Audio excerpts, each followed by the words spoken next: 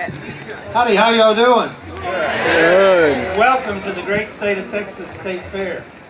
I ordered this stage just for y'all. Not too hot, comfortable. Everybody good? Thank you. Everybody eating plenty of salads and water? No. Me either. If my wife calls, tell her you saw me with a salad and water. That corn dog wasn't mine. I want to welcome you to my show. In 33 years of performing, this is the first gig I've done in the great state of Texas at the State Fair. I live in Boerne, Texas, and I travel all over the United States. And when they called to book this gig, I was already booked 2 years ago in a show in California. And they said, well, you can't do the full run of the fair. When do you finish in California? I said, well, Sunday the 7th at noon. And I'm going to fly from LA back to Texas. And they said, well, don't fly home to San Antonio, just come to Dallas and you go to work for us Monday morning. So here I am. Longest in 17 years of marriage, longest I've been away from my bride, and I'm not happy about that part. But I've got a 6-year-old and a 12-year-old, and we FaceTime every night, and I tell her I'm eating salad and water, babe. She knows better. The other day I took a picture of a ribeye, a bone-in ribeye, and it had some green stuff sprinkled on it, and I said, see, I'm having salad. You know, when you live in Texas, you eat a lot of red meat. So anyway, I want to welcome, before we get started, I got to do a couple housekeeping things. First of all, we need to honor veterans and soldiers. If you're actively serving or if you have served, please raise your hand and let us honor you.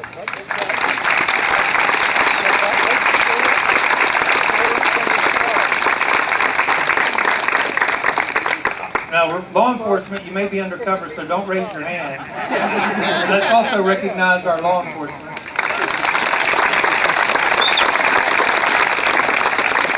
And our first responders, we can recognize them.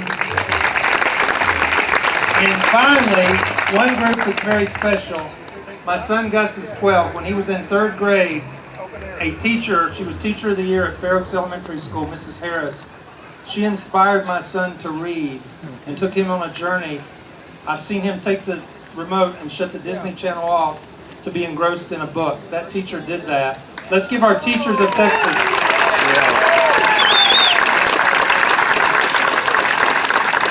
We appreciate you very much. So my show is a family show. My show is fun. We do a lot of fun stuff. Before we do the fun stuff, I talk to the crowd, and I always like to get to talking over first, because as soon as some people see the shooting, they leave. And I want you to hear the moral part of the show and then get the fun stuff. So what are you talking about the moral part? Well, we're going to talk a little bit about talent. We're going to talk a little bit about gifts, and we're going to talk a little bit about the fact, kids, I'm 51 years old and I'm drug-free. I've never tasted it, sniffed it, snorted it, smoked it, inhaled it, exhaled it, shot it, or taken an illegal drug of any kind. 51. And I want all of you, I was on college campuses, I've been to 2-stepping places, I did all that when I was single. I didn't ever once partake in drugs. So if you get friends, your circle of friends begins to get into drugs, change circles and get a new circle of friends. That's the best advice. I was born with a birth defect, handicap, whatever you want to call it. I had a severely sunken chest. Mine was a severe case. Usually they would wait till you're older. I was operated on at 4 years old. And it was an 8-hour procedure. Now that I have children, I can't imagine what my parents had to endure seeing their son lay on an operating table 8 hours. But I endured an 8-hour surgery. After the surgery, which nowadays, cosmetically, they would fix it. Back then, they just saved your life. They weren't as concerned about popping the chest out. And I don't think they really understood that with a sunken chest, I would have underdeveloped lungs, I would have diminished lung capacity. So when you say diminished lung capacity, when I'm elk hunting and I'm in high altitudes, the air's a little harder for me to get. And sometimes respiratory stuff puts me in trouble quickly. Believe it or not, last year, I was off the road. I come off the road usually every year in about late October. And our home in San Antonio has a 300-year-old live oak. And it dropped these moss balls, these balls of moss. And they look like little creatures. And I took a leaf blower and blew them into a pile, and I mulched them, breathing the spores. I didn't wear a mask. And then when I dumped them into the trash can, I got a face full of that dust. So I went into bronchitis 1 week, pneumonia week 2. Now with my lungs, that's dangerous, any upper respiratory. Week number 3, I drove the boys to school and came in the garage, and I had my head against the windshield. My wife came out, banged on the window and said, "Why aren't you eating breakfast? We always eat together." And I said, "I'm resting." She said, "You get in that seat, we're going to the ER." My oxygen saturation was 64. I was circling the drain. Ended up on life support for 4 days, hospitalized for 10 days. But I'm a person of strong faith. While I was intubated, I went to a dark place, and I stepped from that dark place onto a beach. It was pristine blue skies, clear white sand, and there was a robe beside me, and I reached up like a little boy and I took a hand, and I walked down that beach. Now all I could see is glowing gold. When I looked up, my eyes were 20/8. When I walked down that beach, my wife said my oxygen, the carbon dioxide had been increasing, oxygen was decreasing. After my walk on the beach 2 days into intubation, she said my vitals spiked all at once, and there was no medical reason. And I came off life support 2 days later. And the doctor told my wife, "Take him home, get him strong. Bring him back, we're going to have to do a consultation, do a surgery on the chest." When I went back for the consultation, Dr. Ortiz threw his clipboard across the desk and said, "Cancel that. I've never seen anyone rebound that quickly." So I am a person of strong faith. And I tell these kids all the time, they may have a disability or a problem. Maybe they have a mental or physical handicap. Mine was the chest. I wasn't allowed to play football, wasn't allowed to play baseball, nothing. But I could shoot a bow, so I went in the backyard hours and hours a day shooting. Fortunately, my parents engaged me in the outdoors early, so that when it came time to be a teenager, when most kids would experiment with drugs, I was saying, "Will this fly catch that trout? Will this arrow hit that deer?" My experimentation was outdoors. I encourage all of you as families, take the device and put them away and spend time together outdoors. Turn off the video games, turn off the computer, turn off the television, unplug and go outside. Sit around the campfire. I don't care if you throw horseshoes together. I don't care if you hike. I don't care if you fish. Do an activity together as a family outdoors. What do you think? Amen. You will not get to be my age, 51, and look back and say, "Boy, I wish I could have played one more video game." What you will look back and say is, "I wish old Grandpa was around one more day for fishing," or Grandma. Now, my parents are both bow hunters, archers. Mom was 13, Dad was 15. She bought him his first bow. They were dating. Now they've been married 56 years, and they bow hunt together to this day. My mom took her 20th black bear at age 72 with a bow. Wow. 15 yards, 38-pound bow, and when she took the bear, it was about a 500-pounder, New Brunswick, Canada. Rock and roll Ted Nugent was with Mom and Dad in camp, and he called and said, "Your mom is the bear-whacking woman." So I was also afraid of my mother. That's why I'm drug-free. She shot a deer one time. I'll tell this and I'll move along. And I'm not a real politically correct show. You probably gathered that. But this is Texas. So anyway, this deer was standing about 28 yards, and my father overshot it, and the deer took off. And they had recurve bows. My mother's bow went off, twang. And my dad looked at my mom and said, "Caddy, why are you wasting arrows? That arrow is too expensive to waste," and that deer was 28 yards at a full run. And my mother put her hand on her hip. And if you've been married any time at all, that means they're right. Quit arguing. Grandmother, aunt, mother, wife, hand on the hip, it's done. You're done. Forget it. Go on, move to other things. So my mom puts her hand on her hip, and she looks at my father and says, "Well, my arrow's in the deer. I didn't see where yours went."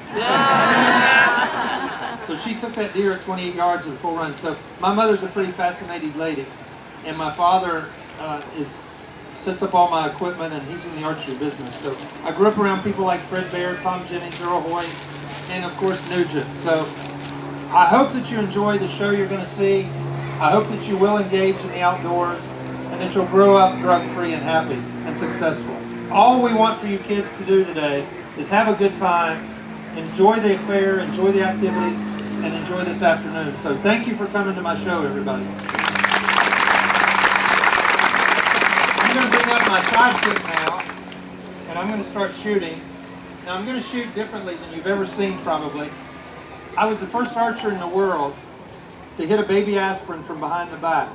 Did that in 1994.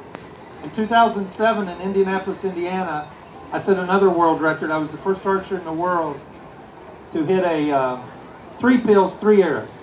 3 baby aspirin at 1 throw, 3 arrows. Chuck Adams introduced the show, and we did that shot, and they captured it on video, and I still didn't believe it. I had to watch it 2 or 3 times, and each of the pills hit an aspirin. And then in about 2009, I actually hit mustard seeds, and it was documented too, and they proved that we hit them. Don't think for 1 second we're using these feathers, because I keep the thrower close to the net so that it is the arrow, not the feather. That would be cheating. And I tell the media all the time, because they want to say he's a trick shot. And I say, you haven't seen one of my shows. And they say, well, what do you mean? I said, well, I miss. Occasionally I miss. Last show I missed a balloon, and you are going to miss. I'm an instinctive shooter, which means I look at what I want to hit, I draw the bow, and I let it fly. If you take a quarterback with that football, he doesn't have a sight on the bow, right? He's got a receiver. The receiver is running at a speed and an angle that quarterback's brain is projecting. So that quarterback is watching his receiver, angle and speed, but he's also watching the guys that are coming to tackle him. So he's got the ball, he's watching his receiver. He can't throw to where the receiver is, right? He's throwing where the receiver's going. My brain works the same way. It calculates the flight of the baby aspirin, and then it lets the arrow go and connects. That's why, kids, it's important not to have drugs in your system so this computer will work the way it's designed to work. That brain will take in the information. It's called target-based shooting, target acquisition. So I hope that you enjoy it. Now the sport of archery, after the show, we always do meet and greets. My little boys are having me sell pictures for Lego money. It's kind of funny. Luke said, have you sold any pictures? He wants his Lego money. But I do free pictures if you want to pose for pictures. And usually people want the blue bow or the orange bow. And it's one or the other. And you say, well, what's the difference? This bow was signed when I did a show with Coach Matt Brown, Jack Ingram, and some actor called Matthew McConaughey. You might have heard of him. Most of the women are saying, yeah, we've heard of him. The other bow,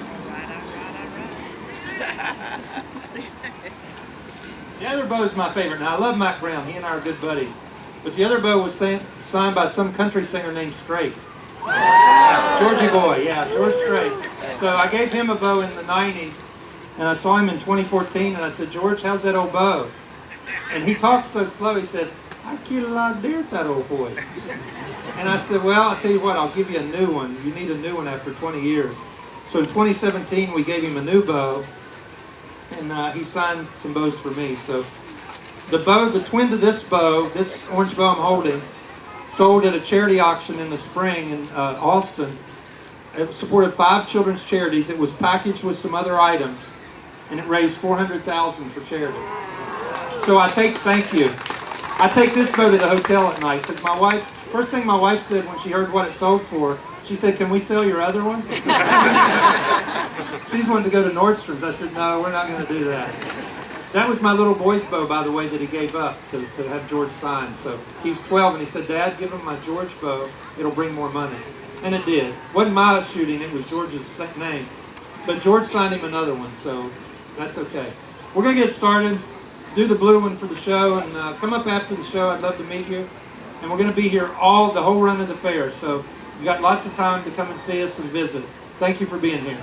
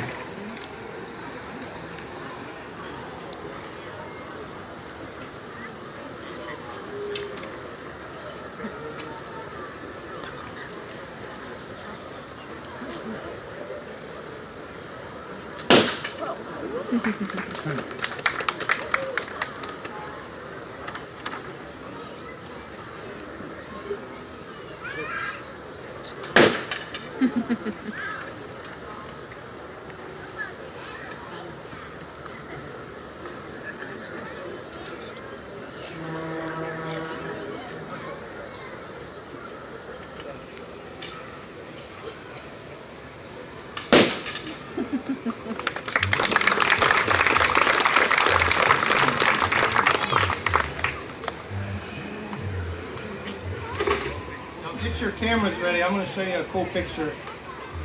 We were in New York, in the Bronx. If you've never worn a cowboy hat and shot a bow in the Bronx, you are missing out.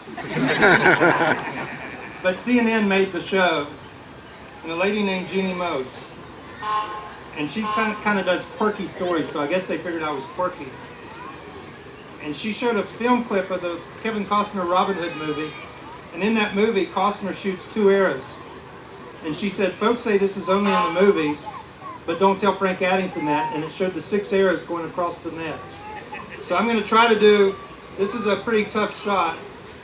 I'm going to try to do it for you today. 6 arrows, 1 balloon. And I'll hold it up so you can get a picture. Because you can't put all corn dogs and big text on your Facebook. Here's the archery picture. Now make me look skinny if you edit the picture.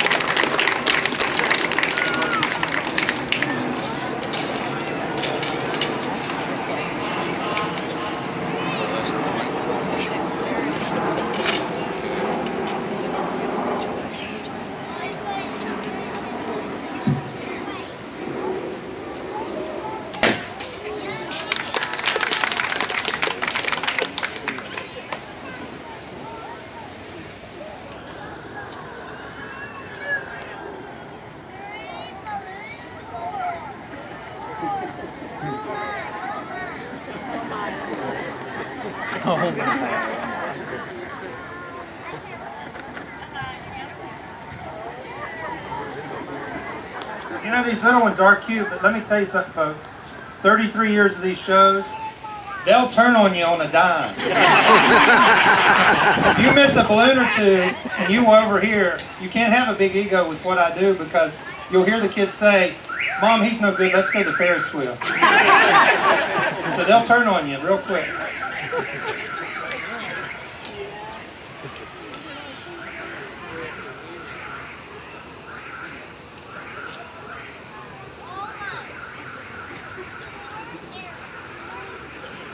That one balloon is not playing well with the others in this wind. Now. Good job, Kira. She's the star. I'm just pulling the bow back. She's putting those balloons right in front.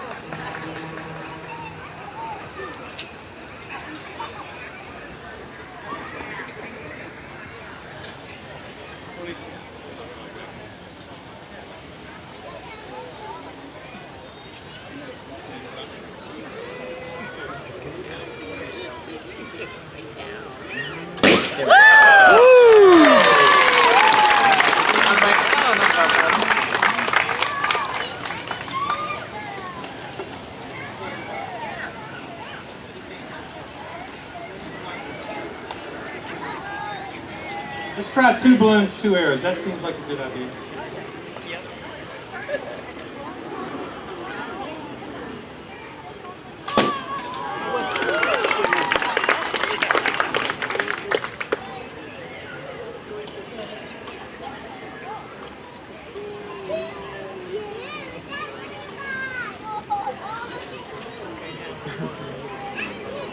I asked Kiara to blow these balloons up, and as you can tell,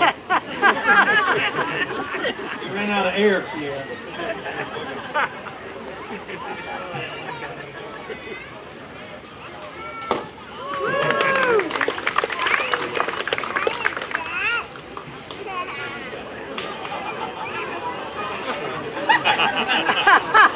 So let me set this shot up.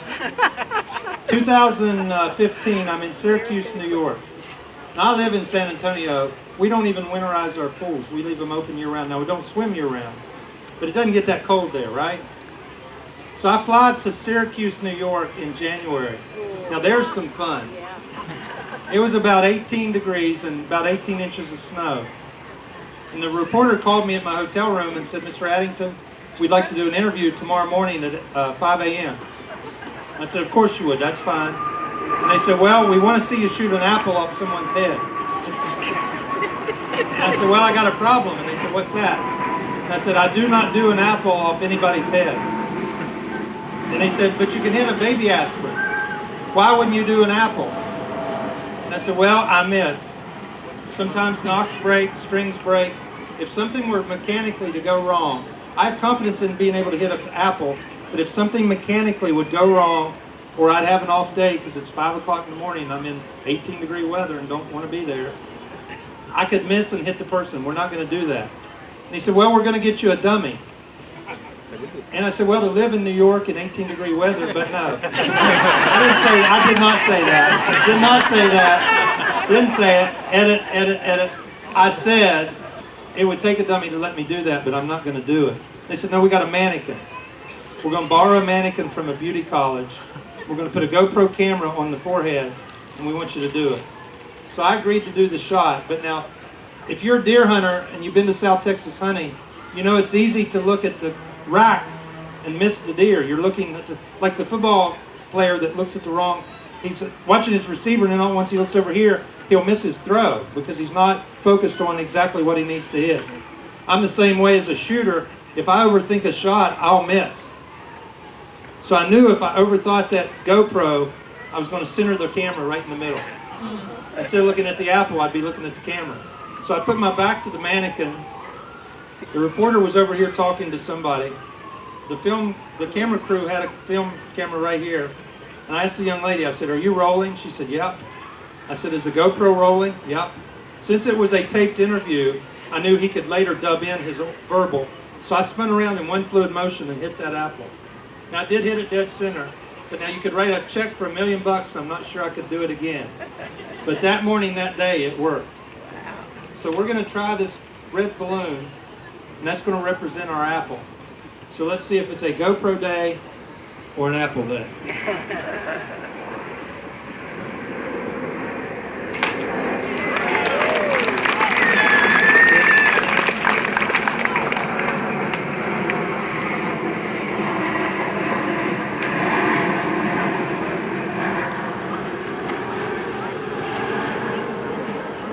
So what I'm going to do now, we're going to tip to hit a clothespin from behind the back. When we did a video with UT, Mac Brown, they liked this shot because it's very visual. So I'm going to try to let this, we've got a 40-minute show, but they wanted 20 minutes. I'm doing 56 performances during the run of the fair. So doing that many shows, we can only do 20-minute deals. So I'm going to let this be the finale. We're going to try to hit a clothespin behind the back, and then I'll close the show for you.